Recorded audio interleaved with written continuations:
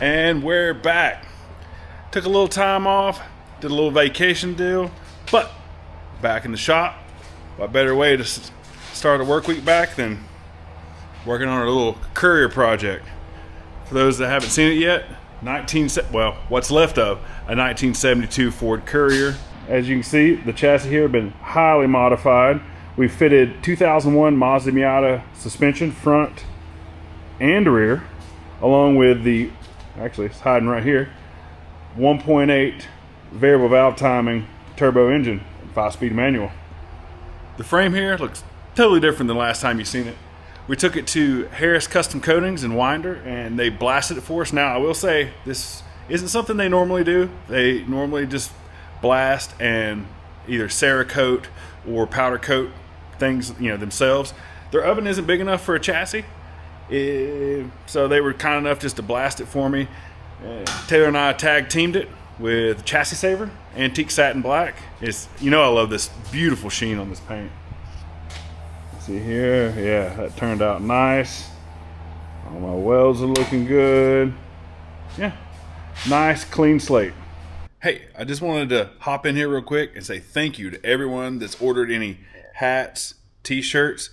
It helps building these projects, helps keeping the lights on. We just had a restock of the Heartbeat shirts, the Buick ones, and some of the hats. Obviously, this is an old, terrible example of it, but they're in the store. Visit. We have a link in the description, bestdamnshoparound.com. Check us out. Anything you buy, stickers, whatever, all goes right back into building these hot rods and hopefully bringing you better content. So, hey, thank you again. We'll take a quick little look up under here. All of this was also done in Chassis Saver. All this is new floor pans that I made with the Miata tunnel grafted it. How did this get so dusty so quick? Miata tunnel grafted in. New subfloor bracing, new inner rockers, new body mounts, all this stuff, all fresh. Probably the last time we'll ever see it, because these two are going to go together for hopefully the last time. Yeah, peep that pretty yellow. I like it. In our last video, we painted the engine bay. I appreciate everyone's feedback and comments on that as to what kind of videos y'all are looking for, which ones you like more than others. Helps me give a better product for you, keep you better entertained, and hopefully just keep growing this thing. I will forewarn everyone, this week's video, we're going to be kind of all over the place. Typically, I like to start a video and finish it and have like a culmination of a project, whether it be rebuilding brakes, air ride install, whatever. I like typically we'll start a project, let's finish it, or let's get to a good completion point. Now, to me, it makes a better video.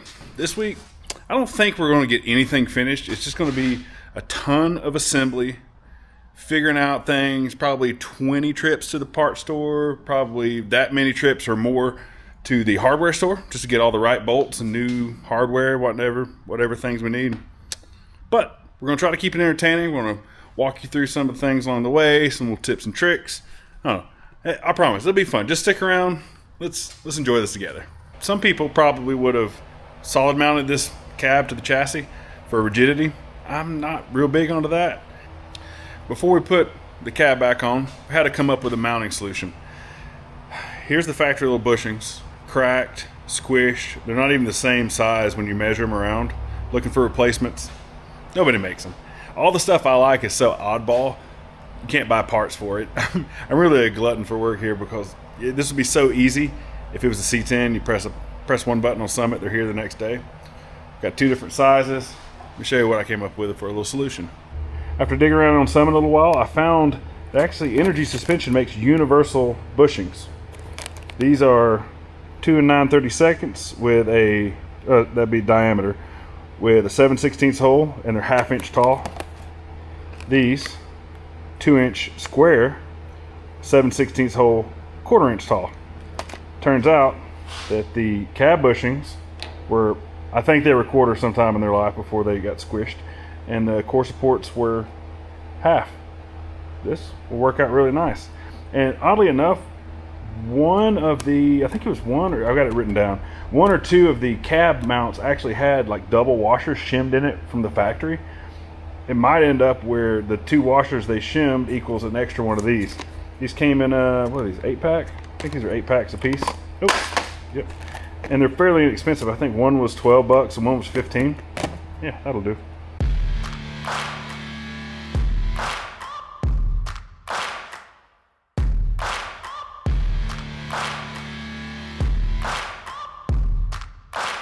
How stinking cool does that look?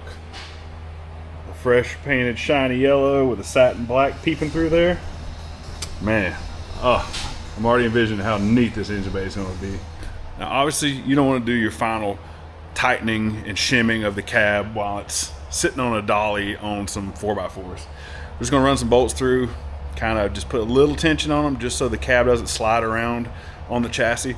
I set the gaps on the, I guess you say the strut towers, pretty close. Don't want that jihawing around on there. And then once it gets down on the suspension, on all 4 wheels and tires that are the same, with a bed on it so that you can line up the body lines. The bed's hard mounted. There's no bushings or anything under that. That's going to dictate the body line for the cab. So in case it needs to go up or down, move it around a little bit, just wait for that. For now, we're just going to kind of get it a little snugged up. All right, now that the cab's on the chassis, we can start the assembly process. And I love this. I love getting parts off the shelf, installed on the vehicle. You get to see things come together. Yeah, I don't know. It's one of my favorite parts. It's also the most time consuming. It's easy to blow something apart. It's a lot harder to put it back together. So just take your time, step by step. I usually like to start from the back of the vehicle, work my way forward. I don't have everything for the back right now. Do what I can at the back and move forward as I get parts, as I save up my pennies and buy some things. You know how it is. We're building things on a budget around here. As far as the fuel tank stuff, we picked up a load of things, a load of parts from Harris Custom Coatings. Show you what he got done for us, and stuff turned out really nice. So far, and I dropped off another batch with him last night, but fuel tank straps, cross member, trans mount, well, 2 parts of the trans mount, intercooler brackets. I mean, look at this sheen on this powder. It looks so good. Now, yes, I could have sprayed it with the same chassis saver paint, which is great. Could have spray painted, which is totally fine. But when your friends have a small local business, support them. That's what this is all about. One thing to note with fuel tank installation is to install some sort of insulator, anti-abrasion, anti-rattle, whatever you want to call these. The tank and straps are from Tanks Inc. This is an optional thing. Weirdly enough, it didn't come with them, but you should put them on top and bottom. Help extend the life of the tank and not make as much racket. For the tank, we decided to go with a 16-gallon unit from Tanks Inc. Pretty cool little piece. Where the fuel sending unit goes in right here, it actually has a baffle tray to keep fuel sloshed down. It's very important on fuel injected vehicles. Here, taped up, is the port where the fill neck will go. It's like a 3.5-inch fill neck aluminum piece with a nice aluminum cap. That'll go there, straight up through the bed floor. And right here, you're just run-of-the-mill 5-bolt level cinder hole. A couple different options there. I'll show you the ones we got. Pretty nice piece. Comes silver powder coated, but I taped off the top here and painted it black. It hangs below the bedside. It's still above the chassis, don't get me wrong, but it hangs below the bedside just ever so slightly, and I didn't want to see a silver tank. Just go with the old saying here, paint it black, put it back. They make a few different versions of a level cinder. I'd opted for the 0 to 90 ohm GM style. Comes with an extra bracket so that you can adjust the height. You basically set the height from the flange to the center point is half of the height of the tank. This tank is 8 inches, including the gasket. So you'd want to set this 4 inches to have it centered in the tank. And you put the little ball in here. All the instructions are real simple. You trim off the excess here. We don't need this, so we don't have to worry about it. Gasket, very important O-rings here on the screws. And I will note this 5-bolt flange is, I guess you'd say, unidirectional. It only goes in one way. Make sure you have this lined up or you will be fighting for hours. Don't ask me how I know that. One thing I like to do, especially after I've modified one of these units, is I like to just not only verify that it's the correct ohm range, but also just verify that it works and that I didn't booger it up. I have had these before. They were shipped, not, I will say, not from Tanks Inc., other places. I've had them shipped where they were the wrong ohm range and or they just don't work, even before I modify them. I actually checked this one before I modified it, but I just want to go over it with you. With our ohm meter set around here, check it. We'll go to 1. Well, it's close enough to 0. We'll move it up slowly. Yep, we're getting there. Boom, 90. Confirm it on the way down. There we go. Works just like it should. For cooling, we opted for this Durrell, I think is how you pronounce that. Pretty bad boy fan here. Part number 16926. That's a 15 3/4, 2000 CFM unit. Pretty sweet. It's almost perfect for what we're doing here. What we did is just drilled, nut-serted the extra little flange on the radiator, top and bottom, and found this angle iron, well, angle aluminum at Lowe's. I think it was Lowe's or Home Depot. It worked out perfect. I needed 1/2 inch by 3/4, and they had 1/2 inch by 3/4 on the shelf. Drill your holes. Oh, put it on correctly. Drill your holes like that. And that will get, as you can see right here, some little button head Allens, stainless, with, don't forget your gold anti-seize. And it sits on the radiator. Something like that. This will go in here, something like that. Boom. You can see that takes up every bit of the core, you know, if it was centered correctly. Simple, easy, clean, plenty of strength. Yeah, happy with it. Here you can see what it looks like installed. Nice, neat, tidy. Got a little rubber isolators put in there. Yeah, that'll do. Turned out nice. The project for today, and probably tomorrow, is going to be get the rear subframe back in the truck with all the components on, differential in, new bushings, etc. We went ahead and just hung the coilovers on there. One, to make me feel better about myself, and 2, to get them off the shelf. See here? Subframe's laying in the floor. Got it blown apart, doing some modifications. Once again, there's some people online that say you just have to do certain things to these. And there's also stuff that I feel like really needs to be done. I'm going to go ahead and handle that. In case you're unfamiliar, the Miata differentials are what you would call like a third member style. Kind of like a 9-inch Ford. And this is the housing it goes into. This little cast aluminum piece. These housings, I kind of wish I would have showed you before I modified it. They're hollow. They have hollow webbing like this. And they have little notches cast into the ears. And they're designed to break right here if it has some kind of impact. Why exactly they want them to break, I'm not sure. But that's what they're meant to do.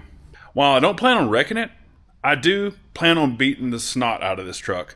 And if I were to go off track a little bit or have some wheel hop, it actually will break these. I've seen on different forums and Facebook groups where people break these from jumping off the edge of a track or off of rumble strips really hard, or if they have like real violent wheel hop. I have heard that you can break these. They sell a kit, just some plates. I think theirs is 1/8 inch plate, aluminum. You weld it up, just like I did here. I just whittled these out of some plate I had laying around. This is actually 3/16, so even stronger. Welded it up, and then where the little divots are, put a little extra weld in there. Should be nice and strong. Clean this up. Going to get some new seals on the output shafts, some new bushings. That'll be good there. Now let's talk about differentials. In the NBs, the 2nd generation Miatas, from what I'm told, and once again what I've read, not a Miata expert, there's 2 different kinds of differentials they offer in these cars. They offer an open diff, or like a one-wheel pill. Then they also offer a Torsen style limited slip. For what we're doing, a Torsen is not ideal. It works pretty good for the road racing aspect, but if we decide to drift this truck at all, which it probably will get some drifting in its life, Torsens do not work very well. While they do make a clutch type limited slip for these trucks, They're like $800 to $1,000 depending on brand, and you have to get them installed. I don't have the specialty tools to do it or the knowledge, and I don't care to learn right now. Instead, I'm going to go with the age-old welded differential. Before anyone says anything about a welded diff being dangerous, they're really not. I've had them personally in cars of all different shapes and sizes for about 18 years. They're fine. Don't drive them like a dummy. Respect the car, and you'll be fine. Rain, shine, doesn't matter. I've driven them forever. They're fine. What people don't think about that like to say that is a true locker style differential, whether it be a clutch or like a Detroit style. Any mechanical locking differential, when you're under power or completely under decel, they are fully locked. Meaning it's basically a welded during those times.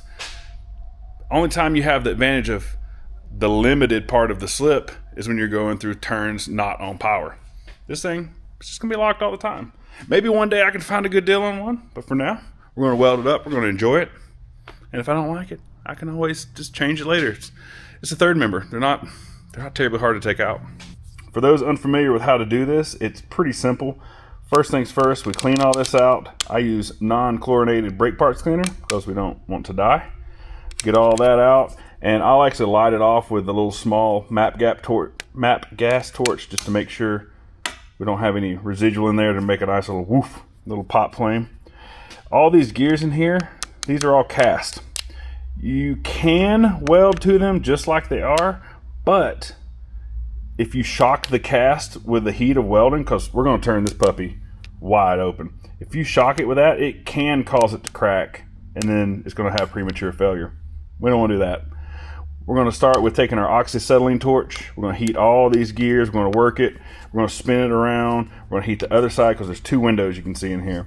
We're going to get all that nice and hot, and that's going to keep the gears from getting that heat shock, and it's going to burn off. You can kind of see there's a little bit of residual here and there.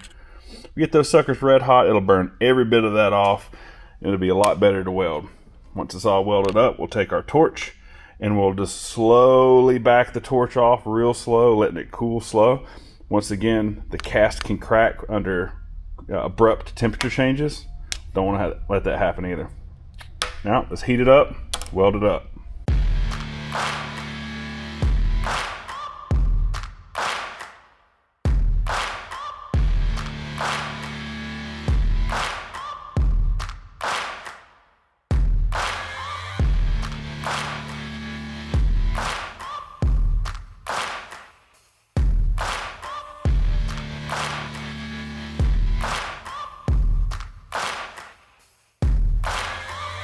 There you have it, all welded up, good to go. You can see I did the four corners, yep, and then I also welded the spider gears to the case itself, 1, 2, 3 places, and on both sides. Yep, that not going anywhere. As you probably can see, there's a lot of just little tiny BBs left over from the welding. It's just part of it, and you can't see, but I'm telling you, probably been about an hour or so since I've welded this, and it is still radiating a little bit of heat. I'm gonna let this sucker sit overnight, let it just cool all the way down on its own, and then tomorrow I'll run it through my parts washer, just your standard Harbor Freight mineral spirits parts washer. I'll rinse it out really good, spin it, rinse it out really good, spin it. Do that 2 or 3 or 4 or 5 times. Just make sure we get all the BBs out of it. Let it dry. Put a little RTV on it, back in the case, and then tomorrow we're going to modify the front mount for this. We had that one from K-Power. I'm not real happy with it. We're going to modify it, make it even better, give us even more ground clearance, but that's a problem for tomorrow. Here we are at last day of the work week. Beautiful chilly Saturday outside. Let's spend a little time in the shop working on the motor here.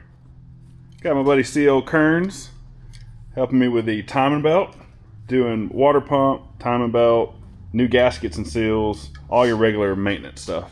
One thing I've learned a long time ago is you either need to learn something or stay in your lane and admit that you're just not that good at it, not the best. When it comes to time belts and stuff, I end up second guessing myself so much and triple checking and double Loctiting. Chris was a mechanic for a million years and is really good at it. I let him do the engine stuff. I bribe him with barbecue and beer, and then I do his welding and fabrication, and everything's good. Just stay in your lane or become an expert at it. Before we seal the engine back up and put the valve cover back on, I'm going to go over real quick a couple of modifications we did to it. Factory, the PCV system hooks to the intake manifold and it pulls vacuum on the crankcase. Being it's turbo, we don't want any kind of risk of a failure and putting boost into the crankcase and popping out all the seals we just put in. Instead, we're going to run it to a vent to atmosphere catch can. With that being said, we pulled off our little cover plates here. We opened up the holes. I think this to begin with was like 3/16. We opened that up to, I honestly don't remember what size. I went in there, I burred it, I smoothed it around, I cut this lip off. Just going to make it flow a lot better since it's just going to be vented to atmosphere, just least amount of restrictions possible. These will go back in, and for fittings, if you know these, it had one fitting here that went to the intake and had another one over here. Got our buddy Matt, he welded this one up and then put on two -10 AN bungs. The reason I moved them over here so they're more symmetrical. It just looks better. It bothered me having one here and one there. I don't know. Just didn't look right. After that was done, took it to Harris Custom Coatings. Check out this. I hope you can see the texture in this. It is such a cool look. This is a new to me coating that he's doing. And it just looks very OE, very clean. I like it better than the wrinkle that a lot of people do. Looks more unique. And I'll show you how we're going to tie it all together. He also did all the charge piping, and we left the ends of them bare. I read online that this helps with sealing. We'll see. Helps hold the couplers on. And he did the, stay there. Did the compressor housing of the turbo. All this will have the same sheen, all the charge piping. It should give it that OEM-ish look. Now, little RTV, we'll put all this back together, seal the motor up. That's some pretty good progress for today, right? It was very good. Very good progress. We got the motor back down in the bay. Got our beautiful new valve cover back on, all resealed. The intake, the plenum on this is 2-piece and it's loose right now. I went in here and I drilled this 3/8 MPT. I'm going to run some AN bungs to that. That's going to, well, actually, excuse me. This one's going to be an air intake temperature sensor, and this one's going to have an AN bung. Just in case I need to pull vacuum for something, I'm going to plug it at the moment, but it's just going to have that ability in case, I don't know what I can need it for, but it's there. All the VVT stuff's back on and resealed. Man, that looks so sweet sitting down in there. It's making all this effort almost seem like it's worth it.